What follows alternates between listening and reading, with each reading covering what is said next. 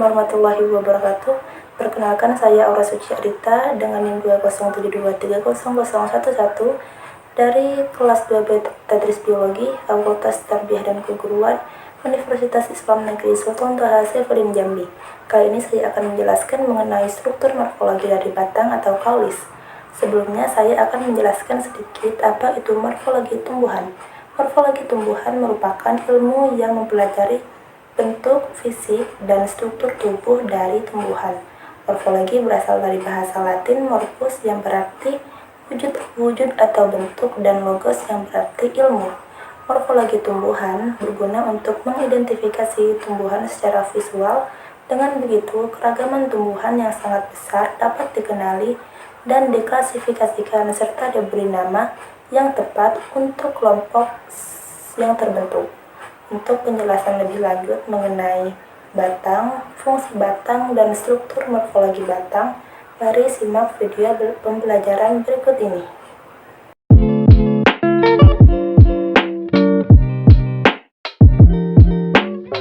Batang merupakan organ tumbuhan yang berfungsi sebagai dudukan bagi organ lain, berdekatan dengan akar dan melanjutkan transfer nutrisi ke organ lainnya.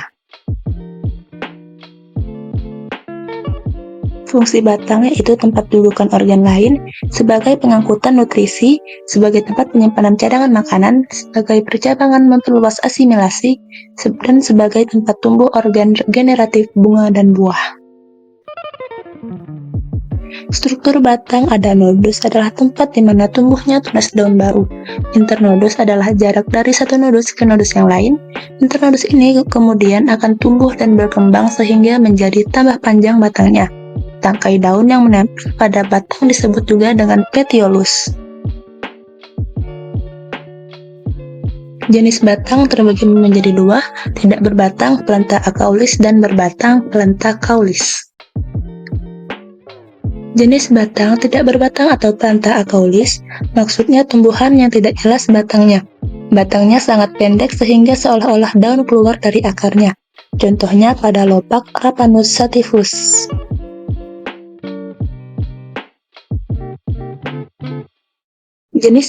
Jenis batang berbatang pelanta kaulis ada jenis batang basah atau lunak, herbaceous. Lunak berair dan pendek. Karena sifatnya yang lunak, maka batangnya tidak keras dan mudah dipotong. Contohnya bayam Amaranthus spinosus dan Crocot portulaca oleracea. Yang kedua, batang berkayu atau lignosus, memiliki tekstur yang keras. Batang berkayu memiliki kambium, arah pertumbuhan yang keluar akan membentuk kulit, dan arah tumbuh yang ke dalam akan membentuk kayu. Contohnya pohon jati, Tectona grandis, dan pohon jambu, Basidium guajava. Jenis batang ketiga, batang rumput, kalmus, tidak berkayu, memiliki ruas-ruas yang nyata dan berongga, serta umumnya pendek. Contohnya pada padi, Oryza sativa. Yang keempat, batang mendong atau kalamus. Strukturnya seperti batang rumput tetapi internodusnya lebih panjang. Contohnya pada rumput teki atau Cyperus. Bentuk batang ada tiga, ada bulat, terse, persegi, angularis, dan pipih dan melebar. Bentuk batang bulat, batangnya berbentuk bulat, contohnya pada bambu atau Bambusa sp. Bentuk batang bersegi atau angularis bersegi berarti batangnya ketika batangnya dipotong terlihat seperti memiliki sudut. Jika memiliki sudut segitiga disebut dengan triangularis, contohnya pada rumput teki Cyperus rotundus. Sedangkan berbentuk segi empat disebut dengan quadrangularis atau tumbuhan ular, contohnya Coleus scutellarioides. Bentuk batang pipih dan melebar ada dua, Phyllochiadia ama pipih pertumbuhannya terbatas, contohnya tumbuhan jakang. Cladodia tumbuh terus dan terjadi percabangan, contohnya pada kaktus atau Cactaceae. Permukaan batang ada licin, levis, berambut pilosus, berduri spinosus, beralur sulfatus, berusuk costatus, bersayap, terdapat bekas duduk daun, terdapat banyak lentisel. Permukaan batang licin, pada batangnya tidak terdapat bulu-bulu dan tidak ada bekas dudukan daun.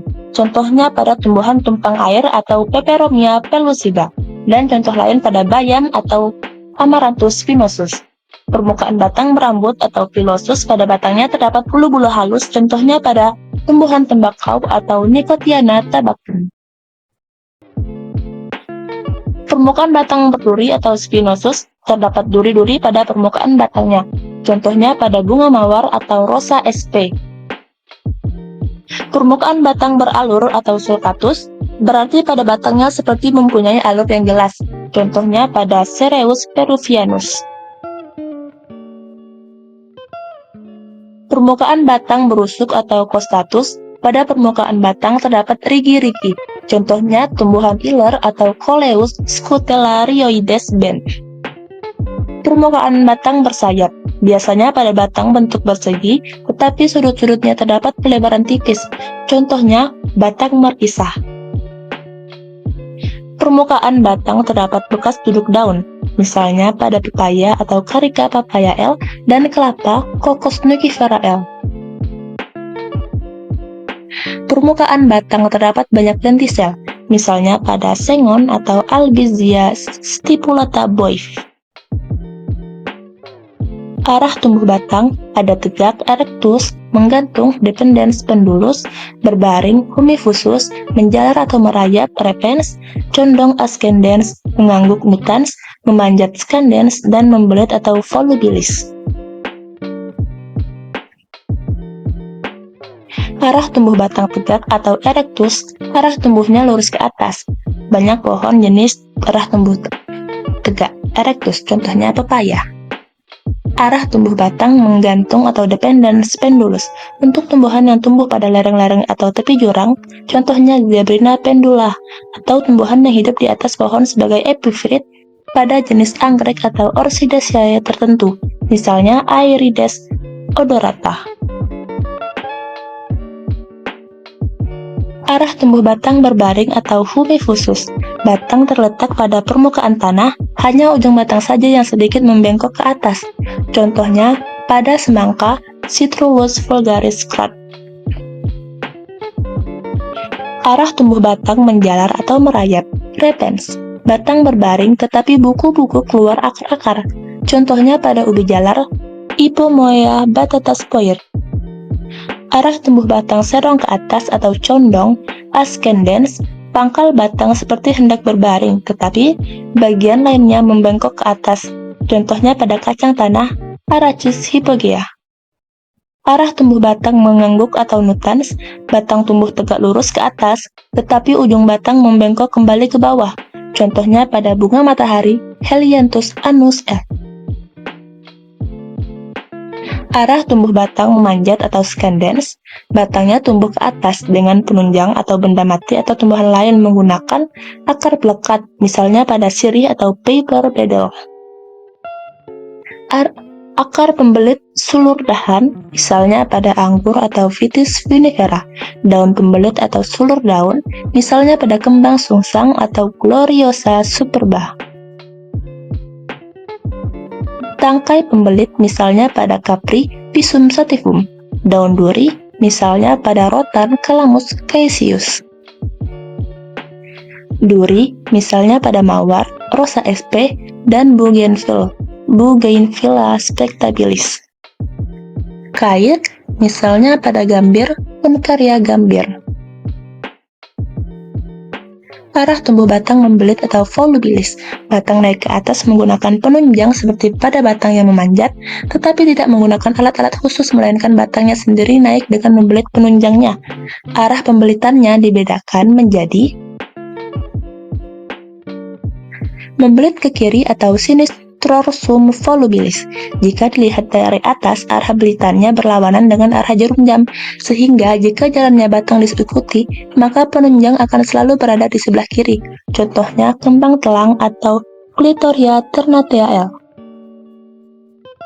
Yang kedua, membelit ke kanan atau dextrosum volubilis jika arah belitan sama dengan arah jarum jam, sehingga jika jalannya batang diikuti maka penunjang akan selalu berada di sebelah kanan.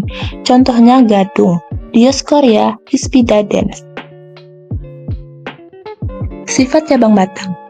Batang pada suatu tumbuhan ada yang bercabang, ada pula yang tidak bercabang. Tumbuhan yang tidak bercabang contohnya adalah pada umumnya yang termasuk berbiji tunggal. Contohnya kelapa, Cocos nukifera L. Umumnya batang memperlihatkan percabangan baik banyak maupun sedikit. Cabang yang besar yang biasanya keluar dari batang pokok disebut dahan atau ramus, sedangkan cabang-cabang yang kecil disebut dengan ranting atau ramulus. Sifat cabang batang suatu tumbuhan dibedakan menjadi beberapa, yaitu 1. Geragi atau flagellum stolon. Cabang-cabang kecil panjang yang tumbuh merayap dan dari buku-bukunya ke atas keluar tunas baru dan ke bawah tumbuh akar-akar. Ada yang merayap ke atas tanah dan merayap ke dalam tanah. Cabang merayap ke atas tanah contohnya pada daun kaki kuda, Centella asiatica, dan strawberry Arbefragraria vesca L. Cabang merayap ke dalam tanah, contohnya pada tanaman teki, Cyperus rotundus, dan kentang, Solanum tuberosum. Yang kedua, wiwilan atau tunas air, Virga singularis. Cabang yang biasanya tumbuh cepat dengan ruas-ruas yang panjang dan seringkali berasal dari kuncup yang tidur atau kuncup-kuncup liar. Misalnya pada kopi, Coffea sp, dan pohon coklat, Theobroma cacaoel. Yang ketiga, sirung panjang atau virga, cabang-cabang yang biasanya merupakan pendukung daun-daun dan mempunyai ruas-ruas panjang. Pada percabangan ini tidak pernah dihasilkan bunga, sehingga disebut dengan cabang mandul atau steril. Yang keempat, sirung pendek Virgula sucrescens, cabang kecil dengan ruas pendek yang selain daun biasanya merupakan pendukung bunga dan buah. Cabang ini dapat menghasilkan alat perkembangbiakan bagi tumbuhan, sehingga disebut cabang subur atau fertil. Tipe arah tumbuh cabang, cabang-cabang suatu tumbuhan biasanya membentuk sudut tertentu dengan batang pokoknya. Yang pertama ada tegak, fastigiatus. Jika sudut antara batang dengan cabang sangat kecil sehingga arah tumbuh cabang hanya pada pangkalnya saja sedikit sedang ke atas, contohnya pada kopi. Yang kedua condong ke atas atau patens, jika cabang dengan batang pokok membentuk sudut 450 derajat, contohnya pada pohon cemara, Casuarina. Yang ketiga, mendatar atau horizontalis. Jika cabang dengan batang pokok membentuk sudut 900 derajat, contohnya pada pohon randu. Yang keempat, terkulai atau declinatus. Jika cabang pada pangkalnya mendatar tetapi ujungnya melengkung ke bawah, contohnya pada kopi robusta, Coffea robusta Lindl. Yang kelima, bergantung atau pendulus. Jika cabang tumbuhnya ke bawah, contohnya Salix P. robusta. Panjang umur tumbuhan. Menurut panjang pendeknya umur tumbuhan dibedakan menjadi tumbuhan anual yang pertama atau anus, yaitu tumbuhan yang umurnya pendek kurang dari 1 tahun. Misalnya pada tanaman palawija seperti jagung atau zea mais. Yang kedua, tumbuhan biennial bienis, yaitu tumbuhan yang mempunyai umur 2 tahun mulai hidup sampai menghasilkan biji. Yang ketiga, tanaman tahunan atau tanaman keras perennis. Contohnya Biet beta vulgaris. Pada percabangan batang, 1. Percabangan monopodian, jika batang pokok selalu tampak jelas karena lebih besar dan lebih panjang. Contohnya pada pohon cemara, Casuarina equisetifolia L. Yang kedua, percabangan simpodial, jika batang pokok sulit ditentukan karena dalam perkembangan selanjutnya mungkin lalu menghentikan pertumbuhannya atau kalah besar. Contohnya pada batang sawo.